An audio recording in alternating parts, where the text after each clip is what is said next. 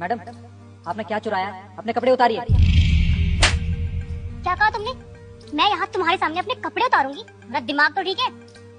Madam, आपकी हिम्मत कैसे हुई मुझे थप्पड़ मारने की? तुम्हारी हिम्मत कैसे मुझसे ऐसे बात करने की? अपनी औकात में रह के बात कर ले तो समझा? देखो मैडम, मेरे साहब ने ना मुझे यहाँ पे इसलिए रखा है ताकि यहाँ कोई चोरी ना हो, और मैं अपना काम पूरी मेहनत और ईमानदारी के साथ कर रहा हूँ।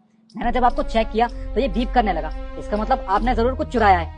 अरे मैंने कहा ना, मैंने कोई चोरी नहीं किया है और तुम शायद मुझे जानते नहीं हो। तुम्हें पता है ना तुम्हारे साहब से मेरी शादी होने वाली है, तो उसका मतलब मैं यहाँ की मालकिन हूँ और तुम मुझसे ऐसी बात करोगे? हाँ देखिए, मुझे पता है आप मेरे साहब की होने वाली बीवी हो, इसलिए मैं आपसे आराम से बात कर रहा हूँ। और आपने जो कुछ भी यहाँ छुपाया है ना, चुपचाप निकाल के बाहर रख दीजिए, वरना मैं खुद हाथ डाल के निकाल लूंगा।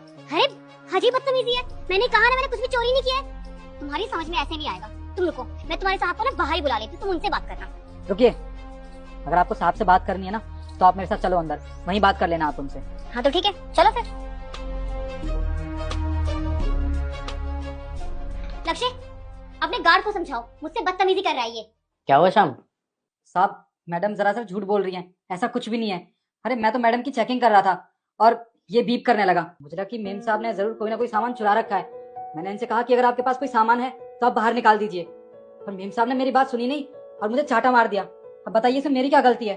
मैं तो अपना काम पूरी मेहनत और ईमानदारी के साथ कर रहा था। अरे तो इसमें मेरी गलती है क्या? और वैसे भी मैं तुम्हें चोर दिखाई देती हूँ? अरे इसे बताओ मैं कौन हूँ? मेरी शादी होने वाली तुमसे, मैं यहाँ की मालकिन हूँ। और इसे कहो कि आज के बाद मेरी चेकिंग ना करे।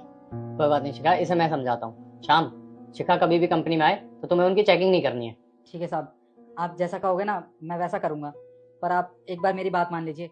आप एक बार सीसीटीवी कैमरा चेक कर लीजिए। अरे पर फुटेज चेक करने की क्या जरूरत है? मैं झूठ थोड़ी ना बोलूंगी लक्ष्य, कि तुम्हें भरोसा नहीं है मुझ पे। अरे शिखा, एक बार चेक कर लेने दे ना। और वैसे भी चेक करने दे, तूने कुछ गलत थोड़ी किया है और इसका वहम भी दूर हो जाएगा। हाँ पर